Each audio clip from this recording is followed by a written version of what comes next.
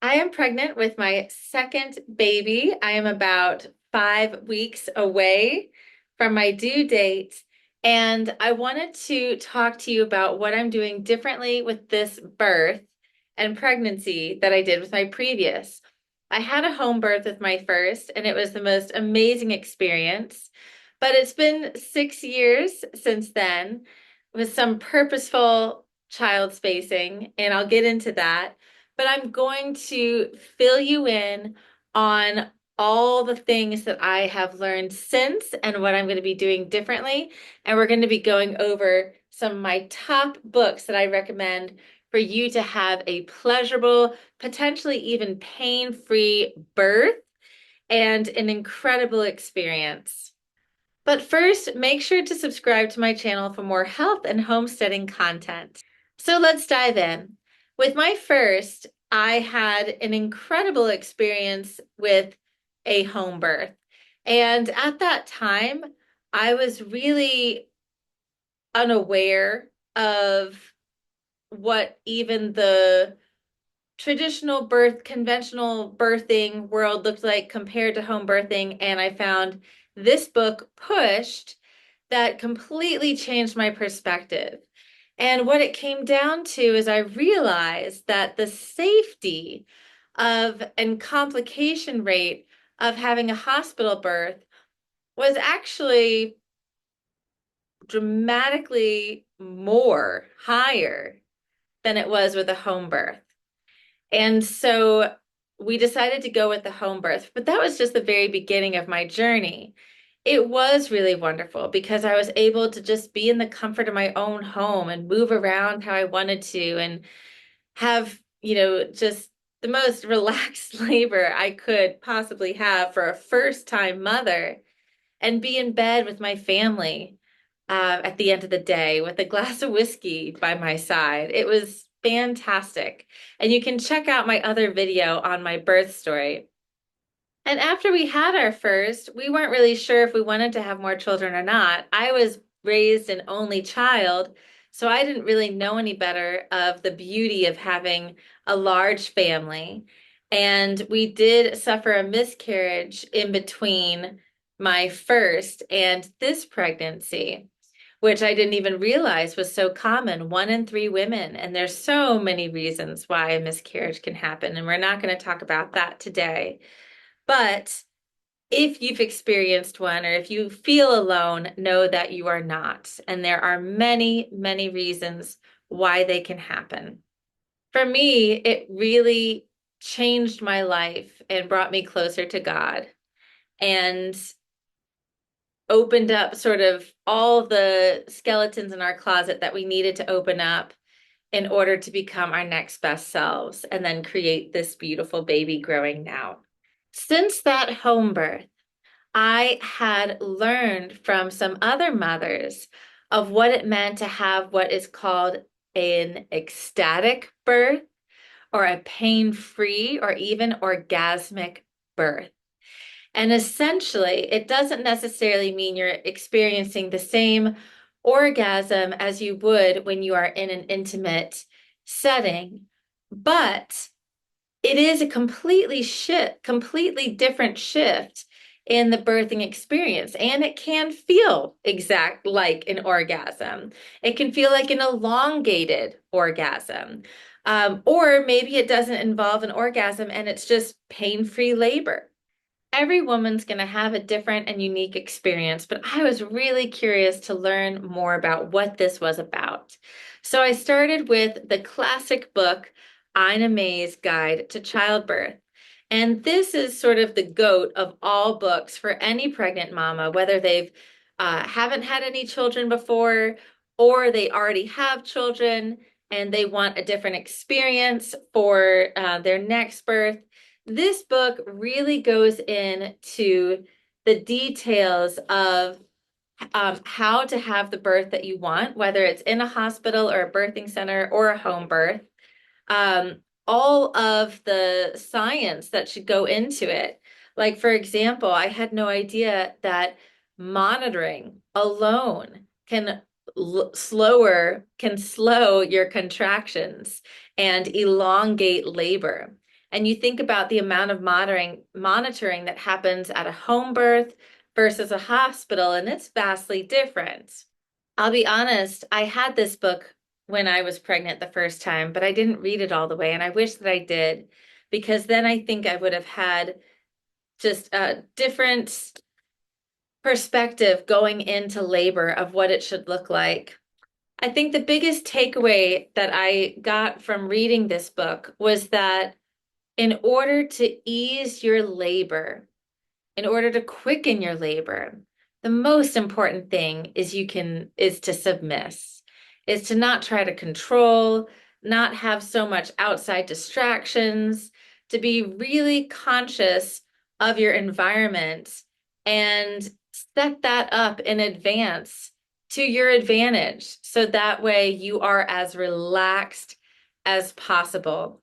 This is a huge life experience that women go through, and we need to look at it that way, that every variable in our environment and in our mind matters going into it.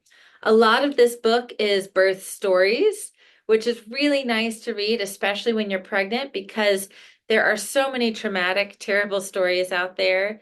Unfortunately, a lot of them happen unnecessarily because of unnecessary medical intervention. And that can lead to trauma for both mama and baby.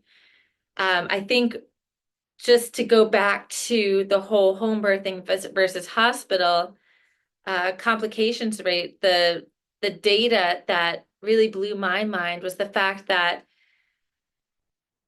in the US, you have over 60% cesarean rate in hospitals. And with home births, you have less than 3%. That means that there's something vastly different happening between those two environments. We live in a society where a lot of people around us have terrible birthing experiences, and what we see in movies and shows look horrible and painful and traumatic. And that's not the story that we need to be telling ourselves of what birth actually looks like, because that's not how birth has always looked like. That's how birth looks like under modern medicine being misused or miscalculated. But in reality, women have evolved and were born to bear children. And I think this book is just a really great review of all of that.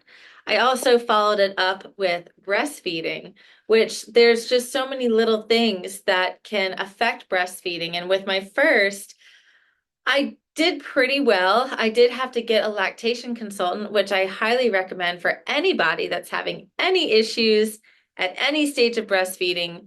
Go to a lactation consultant, because to get to the bottom of the problem as to why you're having issues, whether it's engorgement or sore nipples or painful breastfeeding, or if the baby's not getting enough, there's reasons for why that can happen. So having a professional come to you and assess how you're breastfeeding and tell you exactly what's going on so you can fix that, it's going to benefit you and the child. Thankfully, I was able to breastfeed my daughter until she was 2 years old.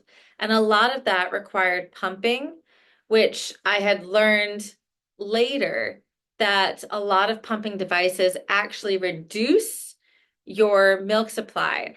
And there's plenty other things that reduce your milk supply as well, such as stress and dehydration or not getting enough nutrients. And so I really enjoyed reading this book because it gave me a review of how to optimize breastfeeding from the very get-go. One of the tips that I learned that I'm especially excited about is that when your baby is born, it is ideal to have them immediately on your chest for a solid 1 hour.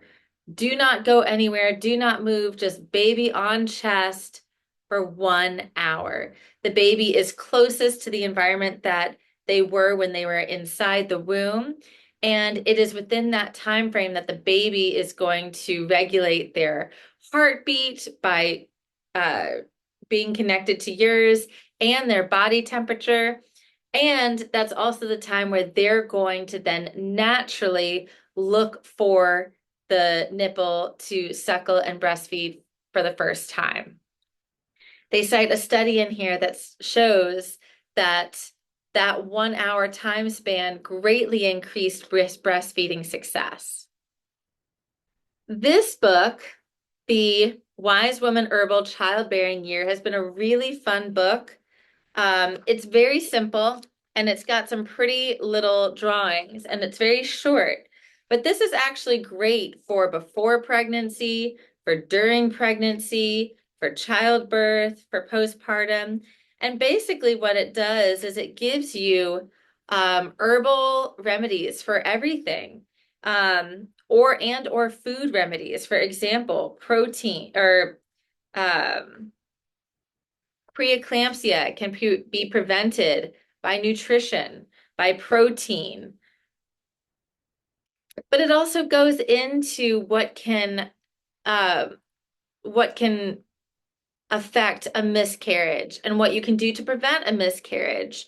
So I really enjoyed having this book on hand, um, just to look at specific herbs recommended for different things, how to help with a stalled labor, things like that. So you can get all of these herbs and materials on hand in advance to help you through every stage.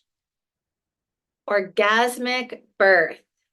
This was the very first book I read, aside from Ina May's, to understand what an orgasmic birth actually looked like. And there was a lot of carryover between this and Ina May's Guide to Childbirth, which made a lot of sense that if we are surrounding ourselves in the right environment and going into it with the right attitude, then we can set ourselves up for this. But there's also really interesting points in here. Like, for example, if you have intercourse, right leading up to labor, before your water breaks, then the semen can actually help with your contractions and dilation through the prostaglandins, which that is what Pitocin is. It's synthetic prostaglandins. And you want to make sure that you do that before your water breaks to reduce any risk of infection. But intercourse will help speed up your labor. So this book has all kinds of really interesting information like that if you're looking for an experience like that, like this, then this would be a great book. And I also love it because it gives great examples of what it can look like for you if you are having a hospital birth. Spiritual Midwifery. This is actually the first book that came before Ina May's Guide to Childbirth that goes into a lot of what we've already talked about. But again, you can never go wrong with reading these stories, especially recognizing that every birth is different. That, you could have one really amazing birth and then the other birth is just completely different. The other child is completely different. And so I really liked reading all the stories in here to grasp how things can turn and how all of these accounts navigated those turns. Now, I am going to share with you this book, The Naturally Healthy Pregnancy, which, I started reading and I was interested because there are many different recommendations for specific problems, like whether it's during pregnancy, like hemorrhoids, or for babies, like colic and whatnot. But I will say there are a lot of things in here that I did not agree with. They are totally fine with seed oils, as an example, and vegetarian diets, which is personally not in alignment with my values. But maybe that would be something that you would be interested in if you were good with those things. On the contrary is, of course, Sally Fallon's The Nourishing Traditions of Book of Baby and Childcare. I'm going to go into more details with this one in my parenting book video, because that's a whole nother topic, how we parent and what we do. But I will say that there is quite a bit of good information in here for the pregnancy period, growing a child, and then also recipes as well. And the last book that I'm going to share that I'm going to go more into on the parenting video is this Healing Our Children book. This, I think, is important for every soon-to-be parent or even already parent to read because it's painful. It will make you, perhaps not, but at least for me, make you realize some things that you wish you would have done differently. But it's never too late, and I think it's worth it to read. And it also will tap into what you can do for preconception, for pregnancy, and for postpartum. It was both of those last two books, namely The Nourishing Traditions by Sally Fallon, that made me realize there is even such thing as a preconception diet. And so most cultures around the world have always put a lot of effort into a preconception diet. This means focusing on nourishment and nurturing the body for anywhere up to a year in advance prior to conceiving. In some tribes around the world, that as soon as a woman became of age to marry, that would be her only job for 1 year, is to source the most nutritious, fatty foods to set herself up for a healthy pregnancy, but also for a healthy child, because that healthy child would then mean the prosperity of the future of that tribe. So what do those foods look like? They look like high nutrient dense foods like liver, organs in general, brain, all gonads, fish eggs, regular eggs, fermented foods. Always vegetables are somehow processed properly and they're not just eaten raw. Raw veggies is a very abnormal thing as it relates to most tribal communities, most ancestral communities around the world. It's all about nutrient-rich, fatty foods. This taps in a lot to the work of Weston A. Price, who was an incredible dentist that did some amazing data all over the world, 22,000 subjects, and we'll do a separate video on him. But the takeaway here is that we have evolved for 200,000 plus years in a very specific way. And that is nurturing the mothers and fathers for preconception, during pregnancy, and postpartum. That labor is not supposed to be painful. That pregnancies are not supposed to be hard, and postpartum periods are not supposed to be hard, because there's community and nutrition to help give you everything you need to rebuild. It's a blessing of life. It is one of the most special experiences in this life. So I hope this video has inspired you to look at pregnancy and birth in a different light, in a much more optimistic and exciting and blessed light. If you have any questions, please make sure to ask them in the comments below.